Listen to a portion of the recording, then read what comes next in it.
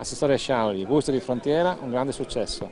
È un grande successo che sta aumentando di anno in anno, questa 12ª edizione e credo che proprio per il riconoscimento di questo successo, ma anche per il riconoscimento di un percorso di approfondimento sui temi dell'agroalimentare e sui temi anche del confronto agroalimentare fra diversi paesi, la Regione da quest'anno ha rinnovato il suo impegno all'interno di Gusti di Frontiera con il Salotto del Gusto, ma anche con i prodotti tipici a qua, con il biologico e con le reti d'impresa.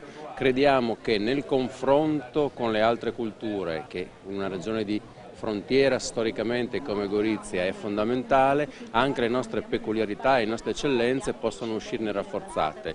Non siamo noi, ma credo anche gli altri rappresentanti in queste piazze, per un'agricoltura massificante, per dei prodotti massificati. Qui ci sono le eccellenze che rappresentano storia e identità di tantissimi paesi.